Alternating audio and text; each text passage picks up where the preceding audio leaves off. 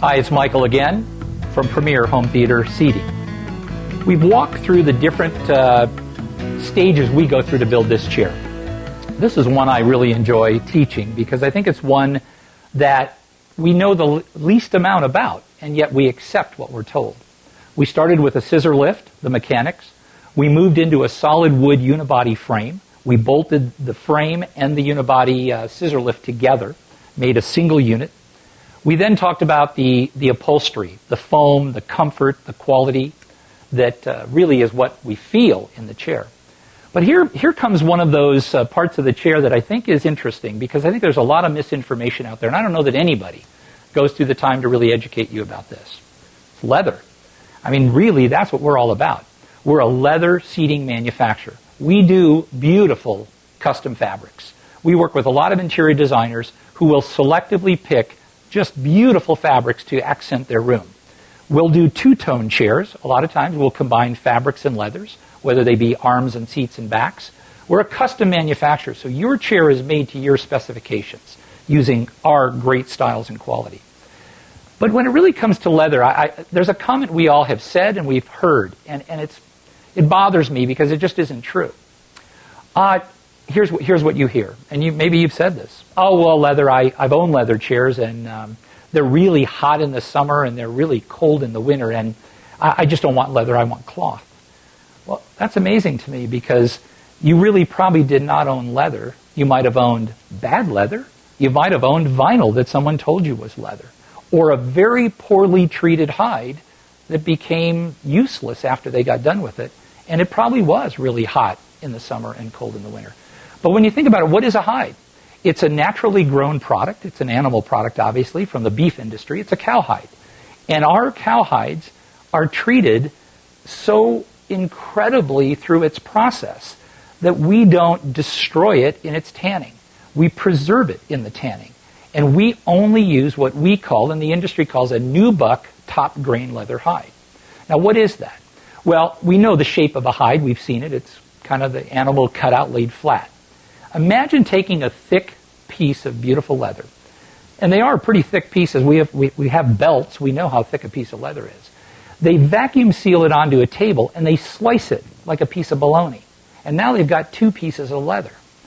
It's a great way to cheat and come up with twice the product for the cost of a single hide. And what do you have left? You have a top grain leather hide that still has a lot of the original veining, marbling texture of the animal hide.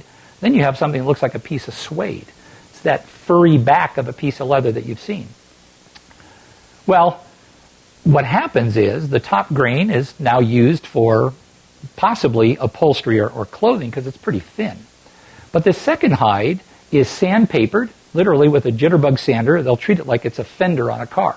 Jitterbug sand it, use Bondo or putty to fill in the cracks and imperfections, heat up the hide, take a metal press and press ostrich print or cowhide print on it, pull out a spray gun, spray paint it, and there you go. It's a piece of leather. And there's no government regulation that they have to tell you what they did to that, and they call it leather because it truly is still a piece of leather. But now you can see the difference of having a nubuck top grain and an inferior split, as we call it. We don't use any splits. We use all full top grain nubuck hides. Big difference. Obviously, just the hand of the leather will tell you the difference when you feel it. Now, when you grade leather out there, we use a grading system from grades 1 through 5. But our grade 1 is probably a grade 10 in someone else's line because we're using only the finest, typically Italian top grain hides. There's a lot of stuff coming from offshore and third world countries today that are really sad that we're being told it's a piece of leather and they're upholstering this furniture with it. It's not what we do. We will only use top grain nubuck hides. Now, what does that mean? The pores of the hide are still very porous, like your skin. You know, it's an animal skin. So it can breathe. And when it's hot, our skin breathes. And when it's cold, our pores shut down to keep us warm. Same thing with this hide. I'm sitting in a leather chair. I'm sitting by a fireplace. And I'm not hot at all because my body temperature has adjusted and the chair is adjusted to me. In a cold room, you'll walk in when you sit down. It might be cold when you first sit in it, but the moment your body sits on it, it starts to warm up. In the summer, if there's body heat I'm dissipating, it's going through the hide. and it's moving into the chair, not being reflected back at me or sealed up against me. We've all sat in our cars and stuck to the chair. Well, we think we have leather in our cars, but what we have is something called leather match. This is probably a word that most salesmen and most chair companies will breeze by very quickly. They'll say, yes, our chairs are leather. They're leather matched. Well, what does that mean? Well, in the chair I'm sitting in right now, if it was leather matched, this top seat cushion might be a decent quality leather. It could be a split. The back, just the center section, would be leather. Maybe the top of this arm that I touch would be leather. But now imagine about 85% of the balance of this chair all being in a petroleum product, vinyl. And they make vinyl today that obviously imitates and looks like leather. Now we've got a chair that's about 85% vinyl, 10 or 15% leather, and they don't call it vinyl matched, they call it leather matched. And that sounds pretty neat. It sounds like I'm getting a leather chair, but I'm not. Now, what happens also is when I try to sew leather to vinyl, two very different products, we found in the past that as we studied furniture, that the seams between leather and vinyl, the stitching failed. What happens is both of those wear very differently and they stretch and react very differently. As leather starts to become supple and soften, vinyl starts to become stiffer, and that seam starts to wear out. And everywhere where you look at an inexpensive chair that is a leather match, you'll start to see the seams are failing. Well, after a couple of years, it's time to buy a new chair. The chair I'm sitting in and all the chairs that Premier makes are 100% leather. And the nice thing is, too, we feel like, and we know, that we offer probably the most extensive line of leather in the furniture industry today. There are hundreds of colors. There's a range of 4 different qualities we call leather 1 through 4. Now, that doesn't mean that 1 is not as good as 4. It's the different way that that leather is treated. Where from other companies, a lot of time, grade 1 to grade 5 means entry level, not so good, who wants it, to a better, not so good, who wants it, but it is a difference in quality. There is absolutely no quality difference between the 4 grades of leathers that we use. So why do we charge different and why do we grade them? It's in the treatment at the tannery that really adds different looks and styles to the leathers. We start with the same hide, so there's nothing inferior about the hide. We don't, as I said before, we don't use a split. But say a grade 1 and a grade 4. If I'm using the exact same hide, all I'm doing is processing that leather differently. Why do I do that? Well, in a grade 1, I might qualify you by saying, who's sitting in that chair? Where is its environment? What's the activity that chair, do you have children? Are they going to be jumping up and down and playing in your theater room? Or is it you and your wife who are going to sit down and enjoy your room in the later stages of your life? Well, that's the difference. A grade 1 has a very different pigmenting color additive added to it. And then we start to protect this leather against spills, oils from your hands and maybe your hair, a lot of primary colors. There's a lot of correction during the dye process that adds so much color to it. The primary color leathers, the reds, the blues, the yellows, the greens, the blacks. From chair to chair to chair, they'll look identical. And that's what some people want, and that's great. But the feel of that chair, I have people feel leather 1 and feel leather 4 and confuse the two in quality because there is no difference in quality. It's protection and it's color lotting. It allows us to be very solid in these colors. So what starts to change as you go up in these leathers? Compare it to your furniture in your house.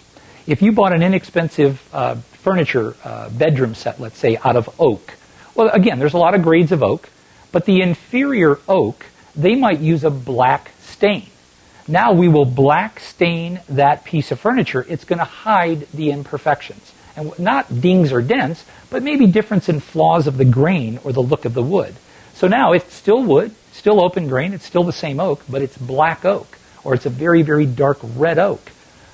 The lighter the tint or the lighter the dye, the more you see the natural grain. When we start out with a pigment, as they would a paint basically on the furniture, and you go upscale, you start to thin out that process to where you're almost at grade 4 using a clear oil that has a slight color base to it. So what does that do now? Like your redwood or rosewood furniture, now you're just clear coating that furniture because you want to see the richness, the natural grain of the wood. Same with the leather that we do. By the time you get to the top grains, you start to see what someone might consider an imperfection, but it's nature. You're starting to see the veining, some of the scarring, some of the marks that came along with that cow's life and history. But it gives it such history and richness, and it leaves it even more supple. So maybe the hand of the leather as you move up starts to become a little bit softer because it has less treatment to it. Still porous, still can breathe, still the full nubuck hide, but you can see the difference there. So now if you have a set of 8 chairs in a grade 4, and you maybe pick an antique looking leather, you're going to get different color variations and really look like a chair that's 50 years old or 100 years old. A lot of the brown saddles are just incredible that way to give an aged look. But again, if you're into a more modern theater and it's got a lot of activity, a grade 1 in a primary color is a substantial looking and fabulous product. So I hope that clears up some of the differences between what bad leather is and what great leather is. And again, we do 100% leather on the chair. I don't care if it's the back of the chair. I'm not concerned if it's the side and it costs us more to do it. But at the end of the day, 3, 4, 5, 7, 10 years from now, your chair will look the same. It will age the same. My seams will stay the same. I warranty this chair against manufacturer's defect, which would be something like that, a failed seam, for the life of the chair. We stand behind what we build. I want you to have the finest chair and be proud of the investment you've made, because it will be an investment and you'll enjoy it for a long time. I hope that cleared up some of the ideas about leather. We do fabric. Fabric is not a large part of our business. I would really tell you to study the leathers, feel the leathers, sit in the leathers, and I think you'd enjoy it for a lifetime. Thanks, and we'll talk again soon.